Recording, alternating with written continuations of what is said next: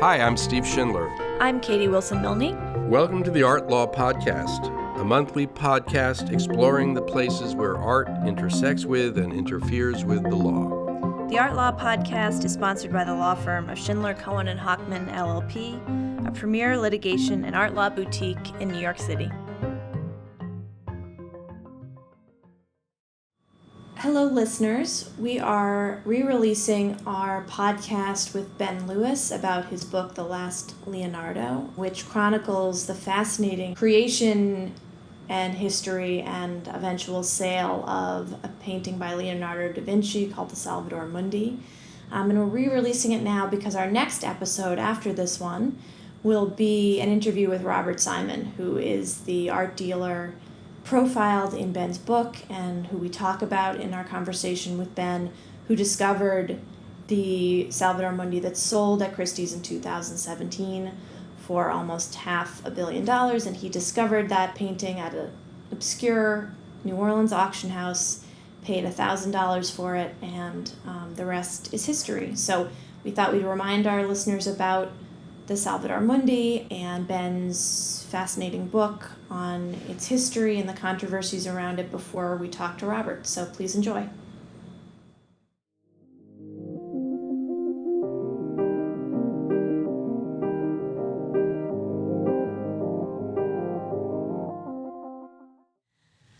Hi, Steve. Hi, Katie. So today we are going to finally talk about the drama-filled discovery and sale of the painting Salvator Mundi by Leonardo Da Vinci that was sold on November 15th, 2017 at Christie's in New York at the post-war and contemporary evening sale for the reasonable sum of $450 million, including the fees. And that makes it the most expensive painting ever sold. The work was sold in that sale by a Russian oligarch, and it was purchased by a Saudi prince. And it has now disappeared from view. It's thought to be in Switzerland, but all we really know is that it's not on public display at this point, and we don't know when the world will see it again. The painting is said to be the last discovered Leonardo da Vinci work on Earth and is the subject of much critical analysis and, as we will discuss today, a fascinating new book. As many of our listeners may already know, there is tremendous disagreement about the painting's authenticity and restoration process, which is all part of what we will dive into today. So, we're here today with Ben Lewis, the author of the soon-to-be-released book entitled The Last Leonardo, The Secret Lives of the World's Most Expensive Painting. Ben Lewis is an art critic, author, and documentary filmmaker and visiting fellow at the Warburg Institute in London, and has written widely about art and culture for the international press. His award-winning documentary films include The Beatles, Hippies, and Hell's Angels, Inside the Crazy World of Apple, and The Contemporary Art Bubble. Ben has an MA in History and Art History from Trinity College at Cambridge University. So Ben, welcome to the podcast and congratulations on the book. Thanks for having me in. Steve and I have both read it in its entirety, which is a singing endorsement. And it's riveting. We really do recommend it. How did you become interested in this work? Well, I've been tracking the Salvator Mundi for quite a few years, ever since Sam Knight published a story in The New Yorker about the so-called Bouvier affair. And Yves Bouvier had sold the Salvator Mundi to Dmitry Rybolovlev, this Russian oligarch, for $127.5 million. But, so he discovered the day before he'd bought the picture for $80 million. And I think that probably makes him, in sort of dollar per minute terms, the most successful art dealer in the history of the world. And it was an extraordinary, story of subterfuge and of the blurred lines in the art market. Bouvier sold Dmitry Rybolovlev, as you probably know, in total $2 billion worth of art over roughly a decade, and his markup was $1 billion. And all the time he gave Dmitry Rybolovlev at least the impression that he was working for him as his agent. Yeah, and just for our listeners who probably know this, Bouvier was running a very high-profile free port in Geneva and then in Singapore and other places. But he was sort of moonlighting as a dealer on the side because he had all this inside knowledge about where all the most valuable art in the world was and how it was moving. And he somehow developed this relationship with a Russian oligarch who used him to build a mega collection. But what was really going on is Bouvier was buying this work and reselling it with a huge price differential, which his ostensible client didn't know about. Yeah, Right. that's right. But anyway, so I followed that and, but there wasn't much I could do with it because I'm not really going to be able to sit down with Yves Bouvier and Dmitry Rybolovlev and they're going to tell me the inside story. But then when it sold a couple of years later in 2017, it's Christie's auction for 450 million. And, I just saw the 500-year history of this painting and it just was, the whole thing was just amazing. Possibly in the court of Charles I, lost in storerooms in the 18th century, in American suburbia for 50 years between 1958. It's crazy in 2005. And it's like, just as an art historical object, nothing has sunk so low or risen so high. How amazing. And then, financially, these two dealers rediscovered it in 2005. They found it in a really obscure auction house and they bought it for $1,175. I found out the real price, right? They told the world it was around $10,000. That's so interesting because they just didn't want the world to know that they had bought it so inexpensively that somehow $10,000 would give it a bit more credibility. Yeah, exactly. Well, yes, that's why, yeah. So you decided to do a biography, basically, of this painting. Exactly, yeah, biography of the picture. And with that, a sort of cross-section through the whole history of the art market, because one of the misconceptions we have about the art market, which I had, when I did my documentary, The Great Contemporary Art Bubble, oh, look, the art market today, it's totally different from how it used to be. People are speculating, people are buying art for investment, there's no transparency, it's all insider dealing and conflicts of interest. But then, if you look at this picture, you can study the whole history of the art market. And actually, it was very much like that 500 years ago. Right. They didn't have all the complex financial instruments then that we have now. That's different. But all the other stuff is the same. And in a way, one of the messages of the book to be not, oh, look how terrible the art world has changed now. It's like, no, problem with the art market is it's the same as it always was. The rest of the world's changed. We've got all these regulations and oversight covering other, financial markets and commodities markets, but the art market is still out on its own. it's still shrouded in a very resistant to change in that way. Yeah, and one of the, really interesting, compelling things about your book is not only is it a biography of this painting, it is a history of the art market through the travels of this painting and the possibilities of this painting. So I thought it was really interesting for that reason. So let's rewind a bit and talk about the provenance of the painting from the beginning. Now, in your discussion about the role that inventories have played in the research that's been done about this painting and piecing together the provenance, you wrote, and I'll quote, "The result is that provenance histories for works of art from before the 19th century are frequently assembled from a range of probabilities, which reinforce each other. Such structures can be precarious, wobbling between the likely and the hypothetical. The evidence is often circumstantial, but art history is a discipline that studies products of the imagination. A certain flexibility is permitted. While the marvelous objects themselves have been known to inspire the most rigorous of academic minds to meld fact with fantasy." I thought that was a great quote, and you have many other like that about the limits of provenance research and what we can really discover, and the fact that there are human beings behind this research who get invested in a result, and that's sort of impossible to prevent. So how did a Da Vinci work sort of weave into that story and that complexity? Is that related to how Da Vinci and his workshop operated, which I think may be unfamiliar to people who are more focused on the contemporary art market? And how does the way that Da Vinci worked play into how difficult it is now to do that provenance research? That's like the whole book in a nutshell. Yeah, so start. No, I'm very happy to try and answer that. Start at the beginning, wherever you want. Well, like many other Renaissance artists, Leonardo had a studio, and the studio produced a range of works, which you can sort of divide in Leonardo's case into, autograph Leonardo, which is some composition he designed, and he painted most of it himself, and maybe the odd bit of drapery was painted by an assistant. And then you have Leonardo plus workshop. It's basically really sort of workshop plus Leonardo. That's like Leonardo designed it. One of his assistants or two of his assistants painted it, he supervised it and finished it off. It's a distinct category. Workshop plus Leonardo applies to a few pictures like the London Virgin of the Rocks and the Madonna of the Yarnwinder. Then you have another category, which is like pure workshop, based on a design by Leonardo, perhaps put together out of a few of his drawings or one cartoon composition, painted only by, an assistant. And then you have assistants, not based on a design by Leonardo, might have the odd hand or something that maybe they got from a Leonardo drawing, but basically it's the work of assistants. Quality varies, can be pretty good, can be terrible. And then you have one more category number 5, later copy. And the whole debate about this $450 million painting, when you look at it, it's a normal punter, you're going to be thinking, is it real Leonardo or is it a fake? But actually, the art historical consensus is quite good on this. It says it's either an autograph Leonardo or it's Leonardo plus workshop. That is where the whole debate goes, right? But it just so happens that, there's a huge price differential and quality differential, and in a way geopolitical differential between those two categories. That's why the disagreements are so bitter.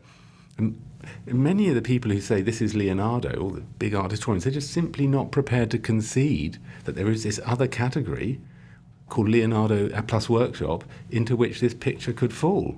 Which is still kind of Leonardo, that's... Well, it's kind of Leonardo, but it's still really It's impressive. Leonardo light. Yeah. That's the crack they slip through. Well, it's kind of Leonardo. Everyone agrees that he painted it, but there is a huge difference in quality between autograph Leonardo, these big works with documented and innovative compositions, and Leonardo plus workshop, which can be a much more formulaic exercise. But either way, we agree that the discovery of this painting, even if it's Leonardo plus workshop, was an extraordinary find, right? Because it wasn't even thought to be that when it surfaced in modern-day America. So to pause for a second to reflect on how incredible even the worst-case scenario is, I think is important. Yeah, it's an amazing achievement to find this picture and to bring it back to life the way that Robert Simon, Alex Parrish, and Diane Modestini did. Yeah. So before we get to them, because they're fascinating, you've used the term autograph Leonardo. And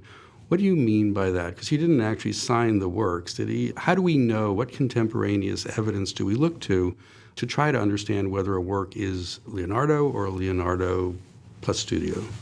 Well, in this case, the only way we can judge whether this work is Leonardo or not is by exercising our powers of connoisseurship. Generally, autograph Leonardos are documented. How so? In contracts, or he's mentioned them in his notebooks, or some eyewitness has dropped by the studio and noticed that he's painting X, Y, and Z. One of the really weird things about this painting, is it's a picture of Christ. That's like the biggest subject you could ever tackle if you were a Renaissance artist. And Leonardo painted it when he was already a celebrity. We know that, after 1500. But it's not mentioned in any of his documents. Is there a robust body of documentation that supports the attribution of other works? Oh, yes. Yeah. So that's important, too, right? That there's a hole because we know there's a lot of paperwork in general, which is amazing that it's survived 500 years intact. Well, there's lots of paperwork, or enough paperwork for the other pictures to know that, Leonardo definitely painted them. With this one, there isn't any paperwork. And, you're left looking at the picture and actually, you're a great Leonardo expert, you're a Leonardist, and you have to decide if it's got the zing. If you look at it and it's got this incredible Leonardo sfumato, ethereal mystery floating out of you, and that blessing hand is so incredibly subtly painted. Oh my God, that's a Leonardo. That no assistant could have possibly done it. Yeah, problem with that though, no assistant could ever have done it, brackets, question mark. The problem with the situation, what makes this picture such a joy to study and why everyone can make up their own mind, is because the greatest Leonardo experts in the world are divided about it. Amazing. Right down the middle. So let's talk a little bit about, going back to the early 1500s, Leonardo's in France. He gets to France from Italy. He ends up dying there, and he has a great relationship with basically French royalty who become his patrons through the end of his life. And that's when this painting, likely would have been painted and left his hands. Is that correct? So, sort of. Leonardo had a relationship with the French court, right, from 1500 onwards. He was getting commissions, being asked to provide the French court, king and courtiers with paintings.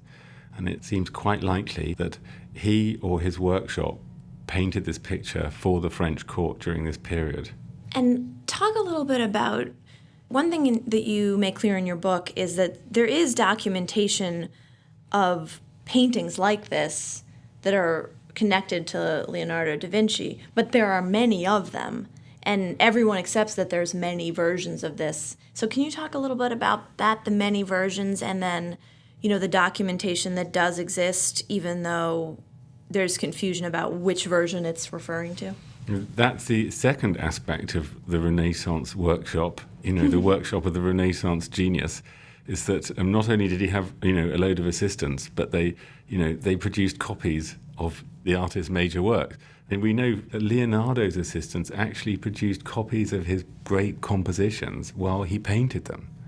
If you came up with like the Mona Lisa or, the Virgin and Child with St. Anne, these were such unbelievably brilliant compositions. They were so mysterious, or there was so much incredible narrative compressed into them. They were so revolutionary. He was light years ahead of, in imaginative terms, than most of his contemporaries. And so people would copy his pictures because they'd want something, a design that looked that fantastic.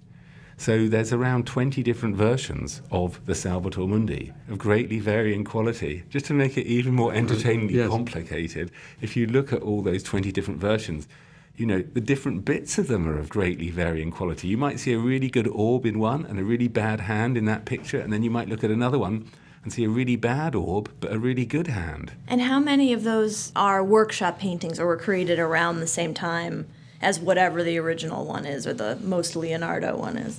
Do you want me to get more complicated? Sure. Try. Okay, well, most of them were painted during Leonardo's lifetime, we think, because of the surface they were painted on, fruit wood or something. But one or two of them we recently discovered were actually painted after Leonardo died. So they're what's known as later copies.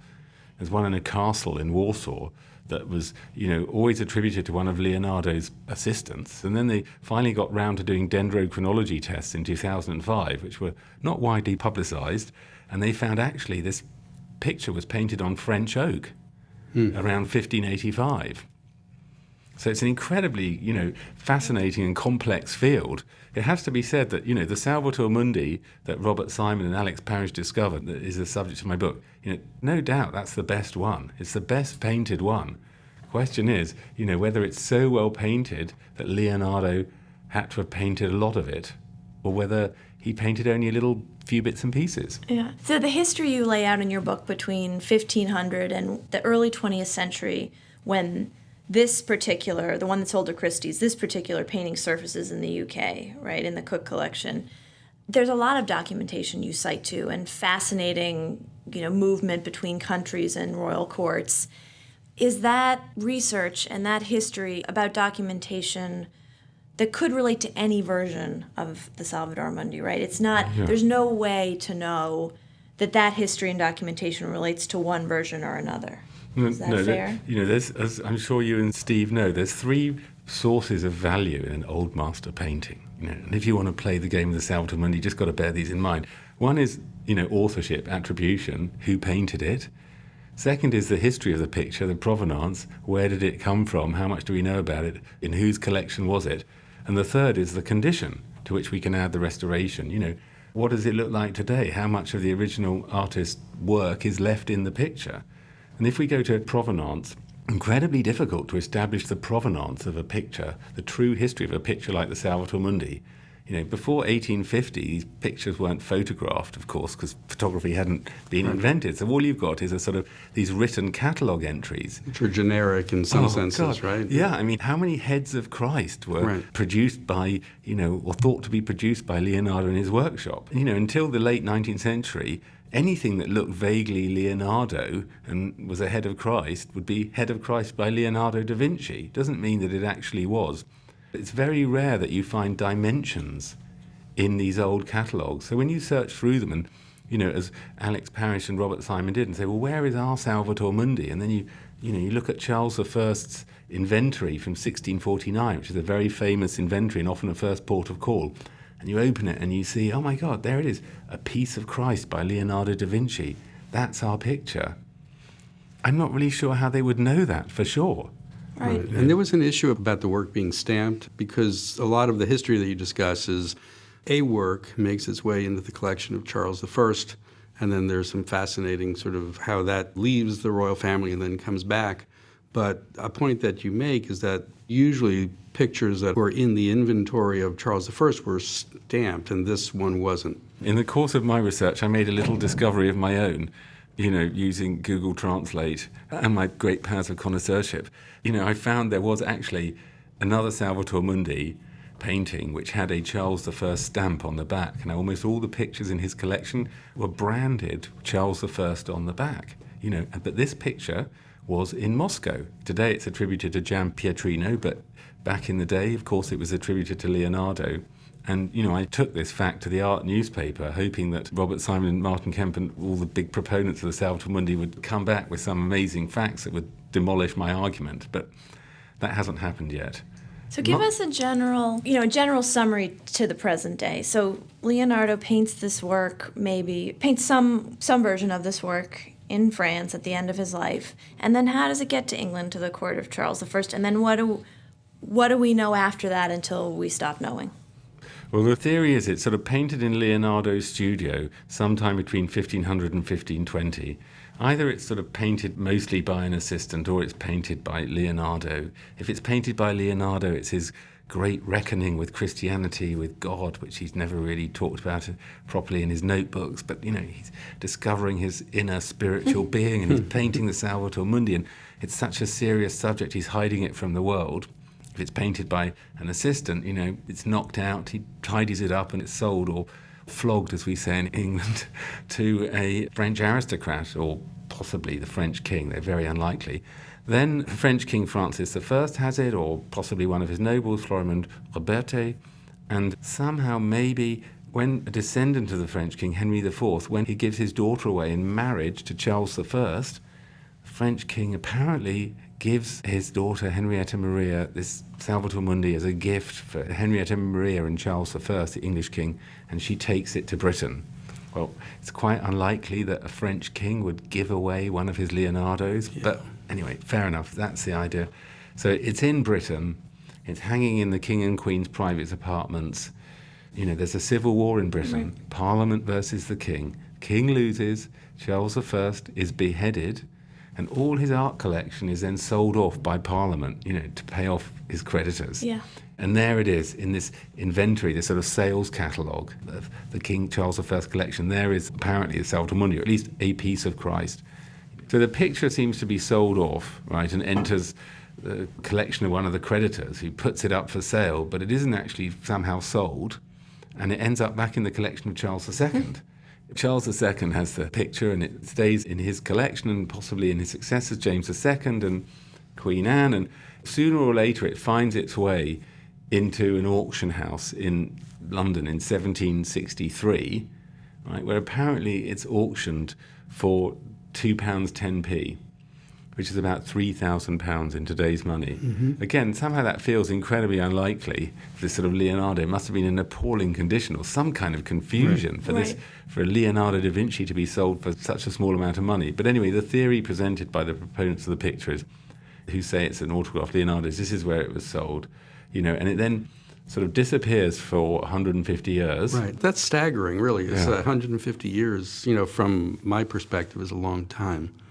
And there's just no record of where it was for so long. It's all really weird, but to be fair, they lost one of Leonardo's notebooks, the Madrid Codices. I think there's a couple of volumes of the Madrid Codices. They lost them for 200 years. They were only discovered in 1967. Yeah. So it's not beyond the realms of possibility if you want. And presumably some, British nobility or aristocrat could have bought this painting and it just stayed in their family collection for 150 years, which plenty of paintings did. So it's not... Or a Catholic institution. It could have hung in the corridor somewhere. Right. That's not implausible.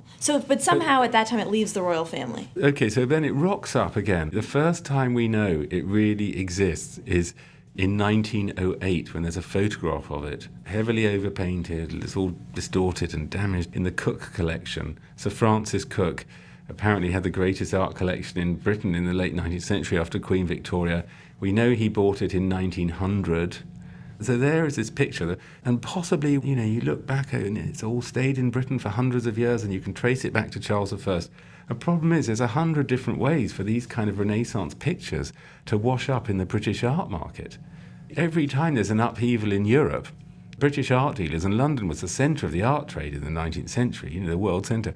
They go over to France or Italy and scoop up a load of cheap art off the aristocrats, bring it back to Britain and auction it in London. And there's at least 30 or so different entries in the Getty Sales Index for Salvator Mundis or Heads of Christ by Leonardo da Vinci or followers of Leonardo da Vinci. Which can't all be the same painting. Can't all be the same painting, and most of them won't be Leonardo's. So when you say the first time we really know anything is 1908 when Francis Cook buys this painting, or it surfaces in a photograph from his collection, how do we know that that's the exact same copy that was sold at Christie's? The hand. Okay. I mean, one of the beauties of this story is you have to decide if the hand is by the hand, because the best preserved piece of this painting, appropriately, is the blessing hand. Is it by Leonardo's blessed hand? You can sort of ask yourself. So the first time we know that this exact painting surfaces is actually only in 1908, and that's Correct. because the other versions of it don't have the same hand configuration. Yeah, the hand isn't as well painted, or slightly different, or different set of shadows. And isn't slightly there a different lighting. mark too on the back of the painting that identifies that it was part of the Cook collection? There is a mark on the back of the painting, CC106. Robert Simon saw that mark, of course, when he bought the picture, and then he looked that up, and in the Cook collection catalogue that was published in 1907, there you can see, number 106, Salvator Mundi, attributed not even to one of Leonardo's followers, but said to be a copy of a painting by one of Leonardo's followers. I mean, you just do not get lower down on the art historical food chain than that. So how do we get from 1908 to Robert Simon and Alex Parrish buying this painting, and then tell us who they are? Yep. Oh man, that's such a good story. The picture is in the Cook collection in 1908, right? That's where we've left it. And it stays in the Cook collection. In London. In London until 1958. It's considered, a very poor quality work of art. It's stuck in a basement during World War II. The house is hit by bombs. Somehow the picture survives. And then it's auctioned. The Cook family is selling off their works bit by bit, and they have a big auction in 1958. And they're selling off a lot of work. And one of the works is this Salvator Mundi, which in the Sotheby's catalogue, the Sotheby's auction, is attributed to Boltraffio. Mm-hmm. And at this auction is every major art dealer in Europe, right? Plus Sir Kenneth Clark, the great art historian who wrote a book about Leonardo, fantastic book. And none of them bother to bid on the Salvator Mundi. Right. Nobody wants it. Yeah, so in the audience is an executive from a New Orleans furniture manufacturing company called Warren Kunst and his wife Minnie Kunst, and they take a shine to this picture. Or at least they can't resist the low price for which they can pick it up, which is £45. It's amazing. I just love it. Americans, I love it. Brilliant, yeah. And then check this out. They sail back to America on a cargo ship, well, presumably with this picture in the hold. Yeah. Back to New Orleans, and this picture hangs, in their home for 50 years. And when Warren Kunst dies, Minnie has it, and then when Minnie dies, it passes to a relative of hers, her nephew, I think, called Basil Hendry, and then it passes to Basil Hendry's son, Tookie Hendry. That's when it gets auctioned, right? Because Tookie Hendry wants to sell off the pictures he's inherited, understandably. But this is an amazing part of the story, right? Because Tookie or whoever in the family, they're not art experts. They need to figure out how to offload this stuff. Yeah. So who do they call? Well, they're smart enough to take photos of the works of art and send the JPEGs by email to Christie's. Yep. And Christie's sends somebody down. This was in 2005. So Christie's, which sells this painting for $500 million in 2017, its first contact with this painting is in 2005. So Christie's send down a specialist to go around the house, and it's like, no, don't want that, I'll take that. It's almost certain that the Salvator Mundi was hanging in the stairwell, when this Christie specialist went round. And she passed on it. So all the stuff that's left over, Tookie Hendry decides to consign to, a 4th Division auction house in New Orleans called the St. Charles Gallery. And it's put into the auction there with a low estimate of $1,200 and a high estimate of $1,800. And these auction houses, of course, mail out catalogues to to anyone who subscribes, which would be, lots of dealers would subscribe to auction house catalogues. So enter Robert Simon and Alex Parrish. Yeah, so Alex Parrish gets the auction house catalogue online, and he's built up this whole database of auction houses that might be selling works that are interesting. He told me he used to spend 13 hours a day going click, click, click, click, click, looking through all these online catalogues. He was working for a dealer called Richard Green, major Old Masters dealer, but also working on the side for himself, and this picture he spotted, for himself. He saw it in the catalogue, and any clever Old Masters dealer would spot something in that kind of picture, But Salvator Mundi, follower of Leonardo da Vinci, for $1,200. It's got to be something, it's got to be worth that, hasn't it? Even if it's a later copy. It's worth saying that at this time, Parrish was not, a mega dealer. He was not famous. He was a struggling art world laborer, right? Alex Parrish was a hard grafter. He had to work very hard, and he hadn't risen very high in the art world, despite, he had a very good eye. He'd had a couple of successes before, and he just saw this picture. And I don't know why lots of other dealers didn't see the picture. It's probably because the auction house is just so obscure, and the JPEG was really low quality, and it was at the bottom of a page, and he spotted it. And then what happens? How does Robert Simon get involved? Well, apparently Robert Simon saw the picture the same time in a hard copy catalogue. And anyway, Alex Parrish rang him up and said, should we go halves on this? So they each invested $587 in a picture that later sold for $450 million. Amazing. And neither of them went to New Orleans to look at the picture in person. Alex bid on it over the phone. It's just incredible.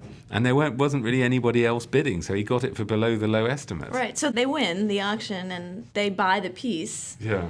And that sort of sets off the current trajectory. And Alex Parrish sends a courier down to pick it up. And the painting was in abysmal condition. It was heavily overpainted and pretty damaged. But, the hand was still looking pretty good. And that's what Alex Parrish spotted as soon as he unwrapped it. Oh, my God, this hand is really good. And I can see from the back it's old. I can see its period. It's not a sort of fake. It's not a 19th century copy. This is really interesting.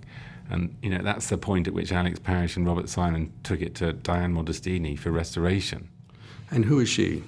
Diane Modestini is one of America's foremost restorers who spent 40 years, I think, restoring paintings for the Crest collection, and she's restored numerous works by followers of Leonardo, like Cesare da Sesto and such like. And she was married to another very, very famous restorer, Mario Modestini. Robert Simon took it round to show Diane and Mario Modestini.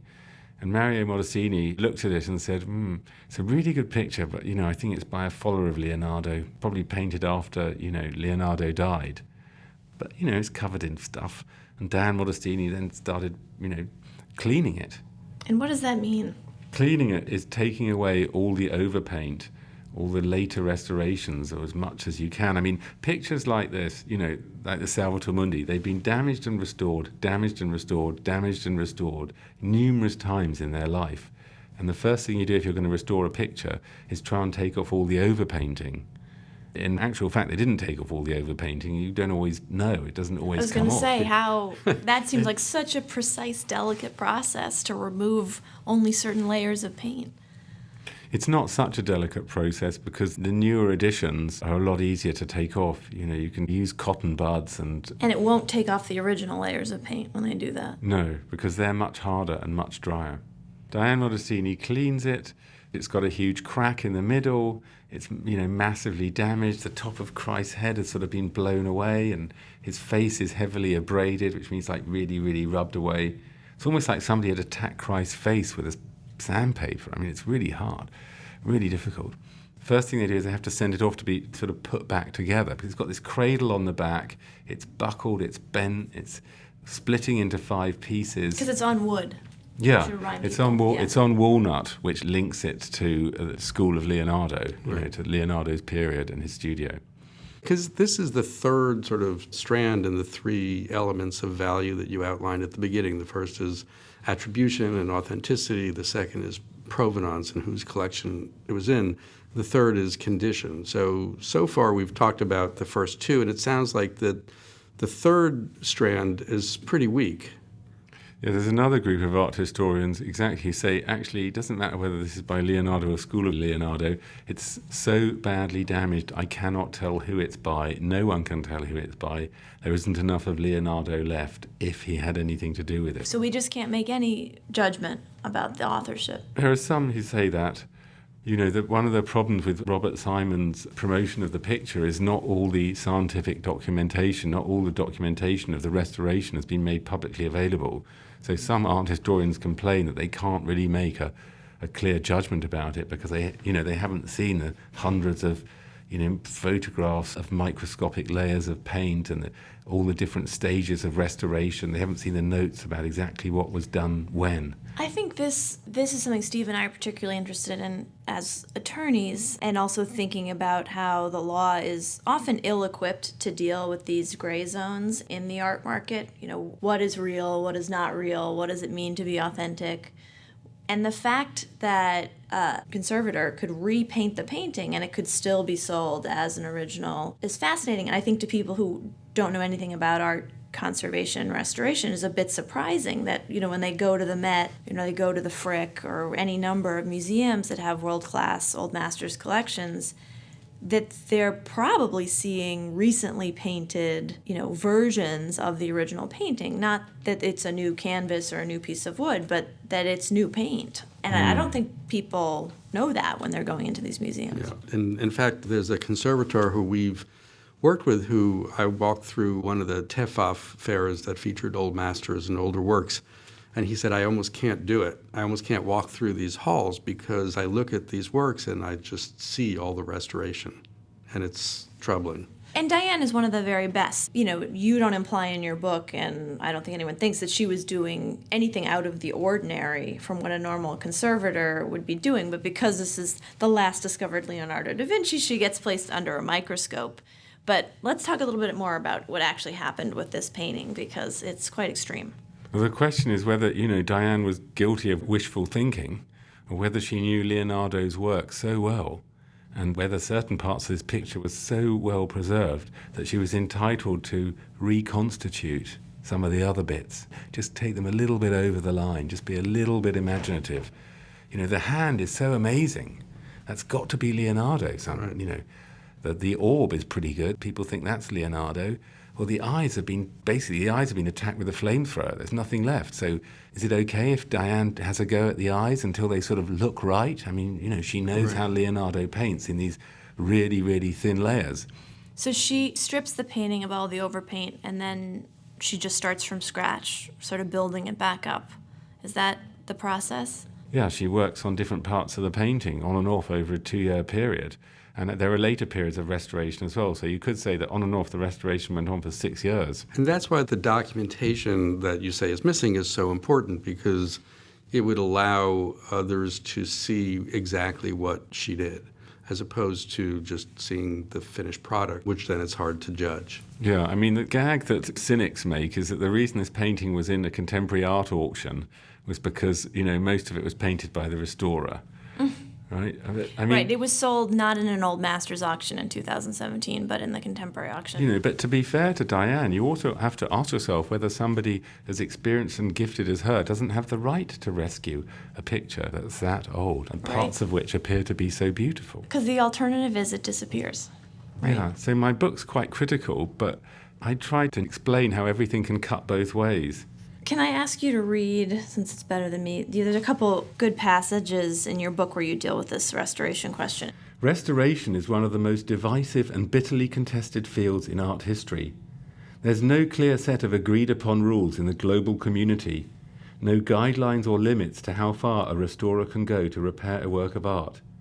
Since the National Gallery's cleaning controversy of the 1950s and 60s, art historians have fought over whether restorations that remove layers of varnish from old paintings and frescoes also took off some of the final shading of the master, since some Renaissance artists added pigment to the varnish to add finishing touches to their paintings, or they finalized their frescoes al secco with oil paint. Feelings on the issue run so high that in 2011, 2 art historians resigned from the committee supervising the restoration of Leonardo's St. Anne. In the recent restoration of the Last Supper, no attempt was made to repair the damage caused by time, the elements, wars, and above all, previous restorations. Instead, all the overpainting, the work of previous restorations, was removed, and where there was nothing underneath, neutral watercolour tones were used. In the recent restoration of the Sistine Chapel, the accumulated grime and all the layers of varnish were removed, highly controversially, back down to the fresco surface, while Louvre curators resist removing the darkened varnish on the Mona Lisa, even if it would make the painting more colourful. So there's a lot of variability here in terms of how these restorations happen, which makes it all the more controversial that there's no sort of wide industry standard. Right. And from a legal perspective, and sort of the way we think about it sometimes is when an auction house like Christie's sells a work like this, the only thing that they're warranting to the buying public is that this is a work by Leonardo. What they're not warranting is the condition, and they're not warranting, the restoration. And because there's no agreement in this area, that becomes a very uncertain, murky area in the law. Yeah. The law is a little always behind understanding the art world and technology, interestingly, even though they're sort of on opposite ends of the spectrum. All the greatest Leonardo historians of Europe saw this picture between 1900 and 1958. Bernard Berenson went to visit Cook with his wife Mary, and they sort of walked past the pictures. John Paul Richter went to visit Cook and looked at the collection. Neither of them noticed a Salvator Mundi, no comment. And the great British art historian Ellis Waterhouse saw it in the auction in 1958. He just wrote one word next to the catalogue entry, wreck. We do That's not great. know. I cannot know anything about this picture. So let's fast forward a little bit to 2011 and the journey to reattribute this work, if you will, to Leonardo and the role that the National Gallery played in that process. So how did that unfold? That's the most controversial part of the story. The director of the National Gallery saw the painting. Robert Simon showed them the painting in autumn 2007. And before that, the public knew nothing about this. This was just Robert Simon and Diane working on this behind the scenes, but it wasn't out there. No one knew about it, right? Public knew nothing about the picture till summer 2011. But, in this period, very few museum professionals had seen the picture. I think, as I understand it, Sir Nicholas Penny, the director of the National Gallery, and curator Luke Sison, who put on the Leonardo show to great acclaim, they were the first museum professionals to see the picture. They saw it, they thought it was interesting, they wanted it in their exhibition. God knows there aren't many Leonardos to go around. There's only like 14 definite ones, and it's a classic case of demand exceeding supply. If something hot appears, it's a great way to make your Leonardo exhibition different from the ones that have gone before. But, there's a problem with just saying, okay, we're going to pop it in our exhibition because, A, it's for sale, right? And no museum, by convention, no museum exhibits a newly discovered work of art, or really any work of art that's for sale. You can't do that. And secondly, the attribution is uncertain. It's only been just discovered, and the gallery can't make a decision it's a Leonardo, but they can't really exhibit it just as School of Leonardo. That wouldn't really work. I don't think Robert Simon would have wanted that. Anyway, they decide to basically convene a panel of Leonardo experts in London to look at the picture. There were 5 of them there. There was Pietro Morani and Maria Teresa Fiorio from Milan, Milanese Leonardo experts. There was David Allen Brown from the National Gallery of Art in Washington. There was Martin Kemp, Britain's greatest Leonardo expert from Oxford, and there's Carmen Bambach, America's greatest Leonardo expert, is at the Met Museum. They looked at the picture, and it all happened behind closed doors, and afterwards, Luke Sison spoke to Sir Nicholas Penny and said, well, they all kind of agree it's a Leonardo, although there's, some disagreement about whether his assistants painted bits of it. I remember that grey area from earlier on. Sure. And then, Sir Nicholas Penny actually reported that to Robert Simon, because Robert Simon told me.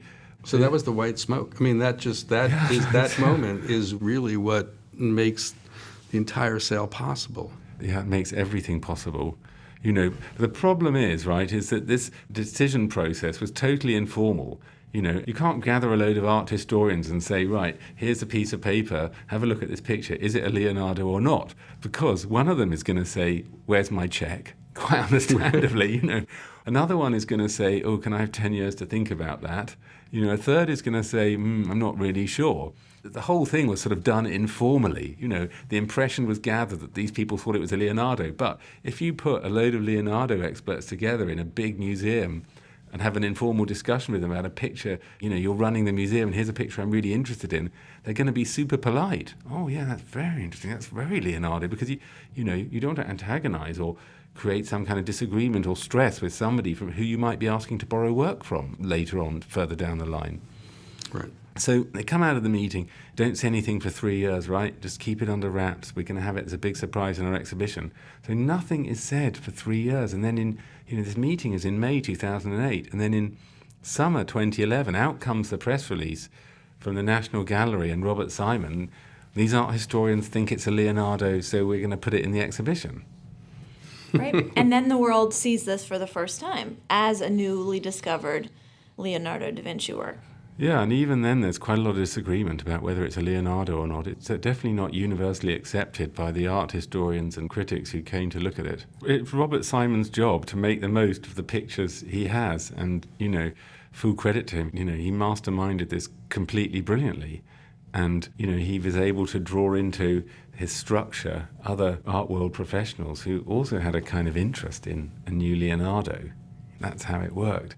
And certain people were left out of that National Gallery meeting who, might have put a much bigger question mark on the picture. Right. And didn't some of the ones who saw it, who supposedly agreed that it was a Leonardo, later tell you that that's not what they said or thought?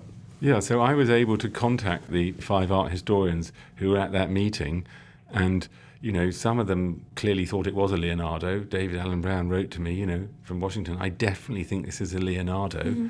Martin Kemp clearly thought it was an autographed Leonardo, but others didn't. I mean, the Milanese art historians, Morani and Fiorio, said, well, no one asked us to take part in an informal consensus or offer an official attribution, so we didn't really have a view one way or the other. Right. And Carmen Bambach also said, no one asked me. I wasn't giving an official opinion. And by the way, I don't think it's Leonardo. I think it's by one of his assistants. And he painted a few bits on it. So it's in the show, which is a blockbuster show. And then it's taken down, comes back to New York. And I assume at this point, Robert Simon, Alex Parrish, they're like, time to sell, right? Time to get this off our hands. And yeah. But what happens? Because it's not as easy as you would think after having a show like that.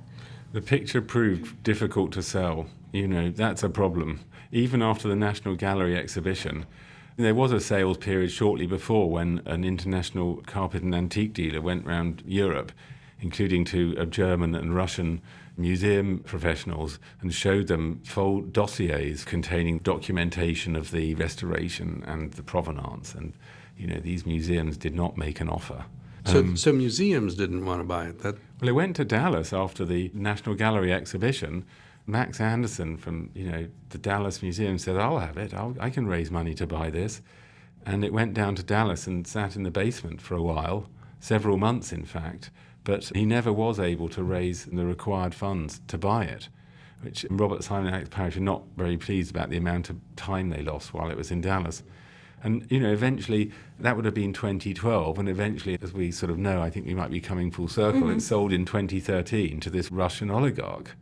Yves Bouvier, the Freeport dealer, sold the painting to Dmitry Rybolovlev. And what's really amazing about this is that Yves Bouvier, who, is being sued by Dmitry Rybolovlev for hundreds of millions. The one thing Yves Bouvier didn't do was try to persuade Dmitry Rybolovlev to buy the Salvator Mundi. Yeah, that was interesting. I mean, in your book, he seemed to be really negative about it. He was happy to take a $40 million profit on the sale. Once the sale was going to happen. But no, he wasn't convinced, right? And Bouvier's account of the story dovetails with Rybolovlev. So here we have, something that's indisputably factual. Bouvier said, don't buy this as an investment. This picture's been on the market. I can't really tell what condition it's in. It's been heavily restored. If you are going to buy it, just buy it for decorative purposes. That's all it's good for. I mean, it's quite damning. And Rybolovlev turned around to Bouvier and said, no, well, I want it. I think it's amazing. I think it's got something. I want to see it, And when he saw it, he wanted to buy it.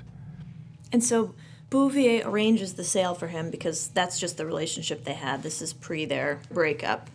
And it's through Sotheby's, right? Sotheby's is brokering this sale for Robert Simon and Alex Parrish and the other owner at that time. Yeah, and out of that come this sort of incredible, this sort of myriad of lawsuits. I mean, I don't think any work of art has been at the center of more lawsuits than the Salvator Mundi.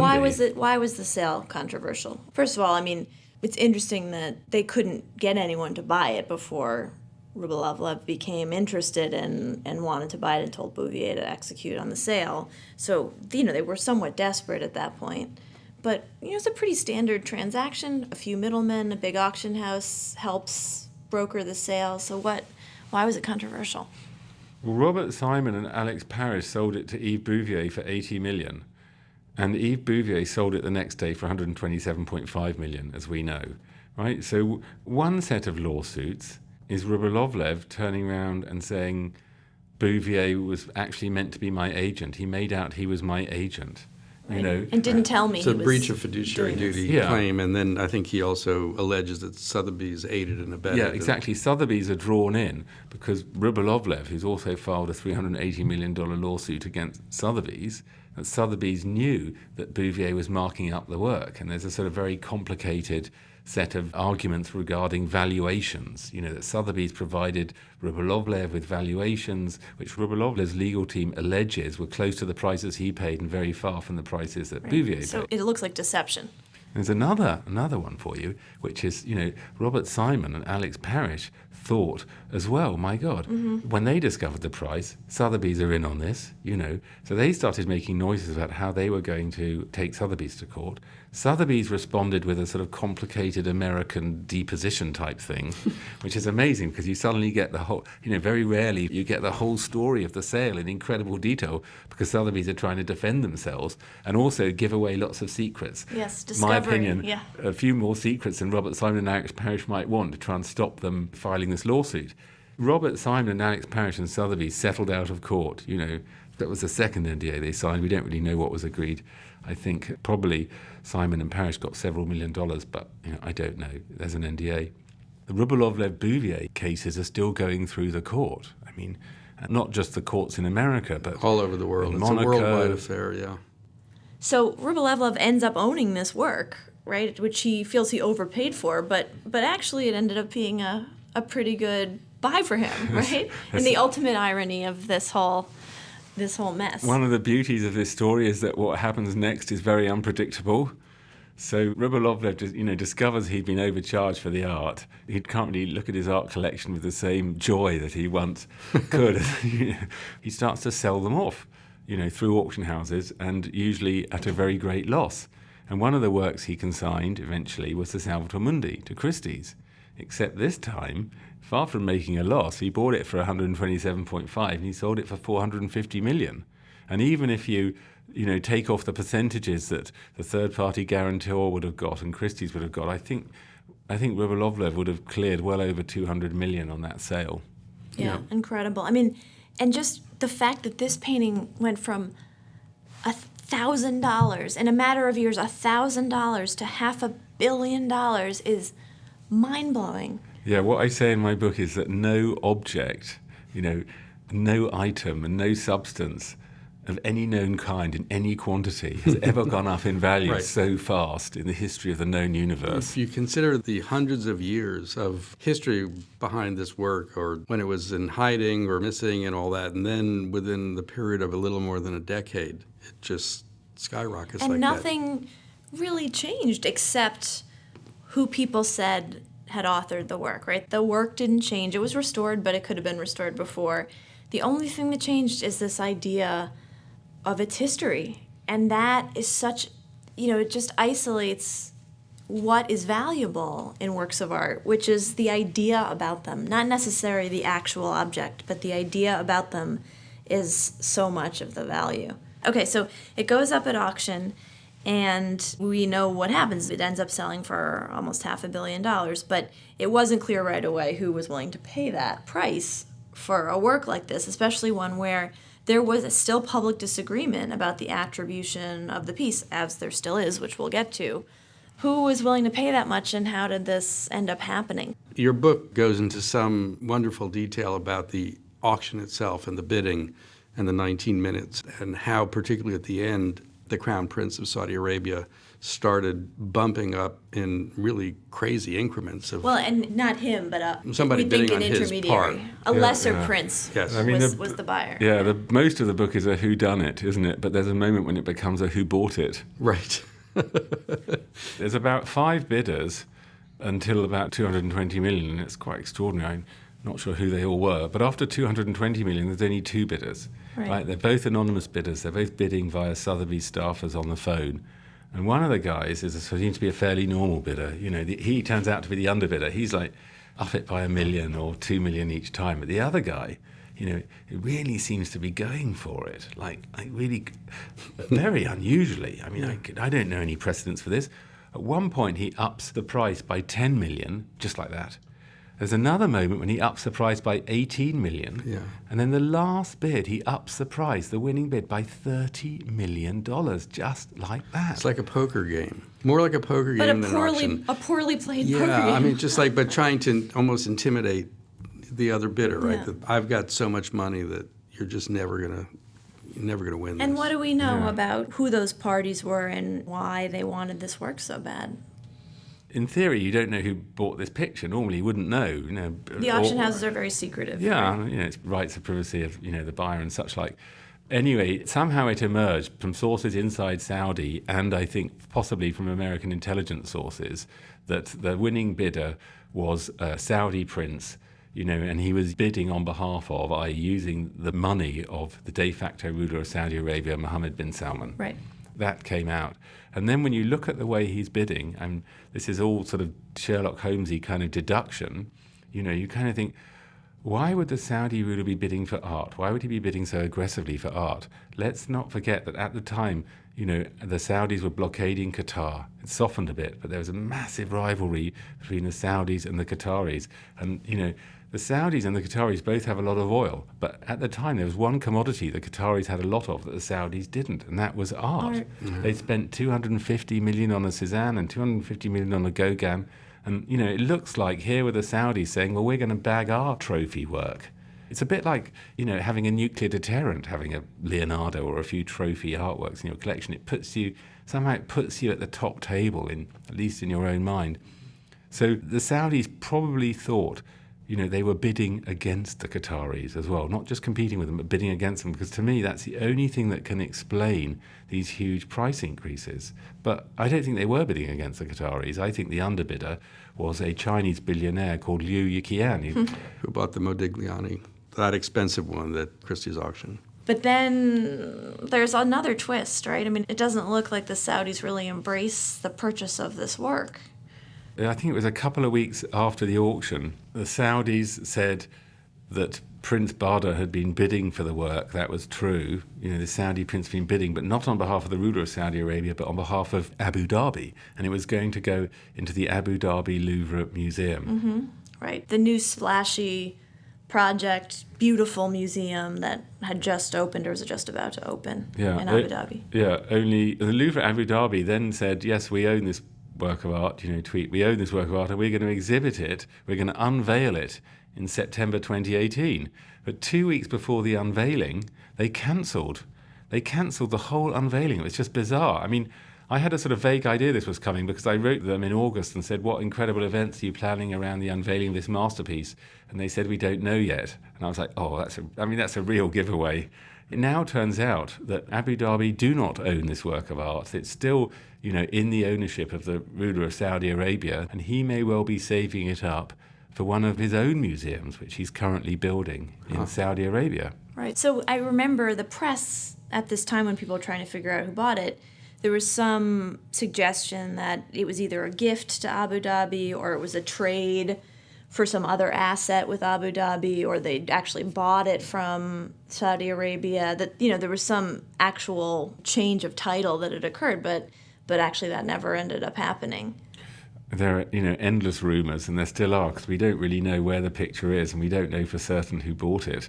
So, yeah, there was a rumour that the Saudi ruler had swapped it with the Emirati ruler, for a yacht. Right. Yes, I'd heard that, but that turns out maybe not to be true. Yeah. I mean, Clearly the Saudi ruler didn't want to be outed, revealed as the buyer of the Salvator Mundi, because to spend such a lot of money on an image of Christ, not a particularly good look Yeah. for, Right. It's extremely extravagant and distasteful for the ruler his of country. Yeah. Yeah, and a ruler of a kingdom that contains, the holy site of Mecca. Yeah. A ruler who is also conducting an anti-corruption campaign at the same time inside his state. Is part of the walk back of the public launch of this work the continued worry and disagreement about its authenticity? I mean, does that play into it still being out of public view, probably still in Switzerland in storage? I mean, is that part of it, or?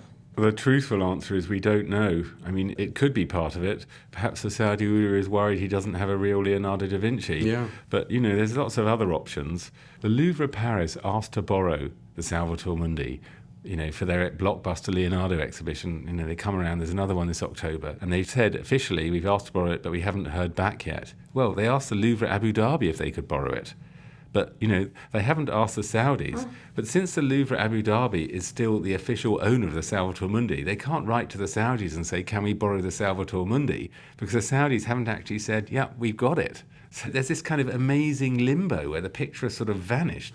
Do we know that the Louvre Paris affirmatively wants this work? I mean, have they made some internal decision that they'd like to hang it as an original Leonardo? Yeah, I mean, that takes us on to the next $450 million question. I'm sorry I can't give you very clear answers to all this, but, that would be the big question. If the Louvre Paris exhibited this picture, would they want to put a Leonardo... Next to the Mona Lisa. Yeah, well, that's a whole other issue. Would they put a Leonardo da Vinci sticker on it, or would they put a Leonardo plus workshop sticker on it? If they say, we want to borrow this, the owner is going to say, what sticker are you going to put on sure. it? And if you come back to them and say, actually, our label is Leonardo plus workshop, I don't think he's going to want to lend it. No, it's a big market-moving decision. But, because I don't really know what's going on, but the latest information I have is it seems that the curators inside the Louvre are divided about whether to exhibit this painting or how to exhibit it. And there is, an ongoing internal debate. Not only is the painting in no man's land and no one knows who's Even if they could get it, which they maybe can't, right? Mm-hmm. Well, it's the next book. Yeah. Thank you so much, Ben, for coming. We'll put information about the fascinating book in our podcast notes and on our website, and hopefully people will read it because Steve and I really enjoyed it, and we enjoyed talking to you today. It was a pleasure. Thank you for having me on. I'm very grateful. It was great. And that's it for today's podcast. Please subscribe to us wherever you get your podcasts and send us feedback at podcast@schlaw.com. And if you like what you hear, give us a 5-star rating. We are also featuring the original music of Chris Thompson. And finally, we want to thank our fabulous producer, Jackie Santos, for making us sound so good. Until next time, I'm Katie Wilson-Milne. And I'm Steve Schindler, bringing you the Art Law Podcast, a podcast exploring the places where art intersects with and interferes with the law. The information provided in this podcast is not intended to be a source of legal advice. You should not consider the information provided to be an invitation for an attorney-client relationship, should not rely on the information as legal advice for any purpose, and should always seek the legal advice of competent counsel in the relevant jurisdiction.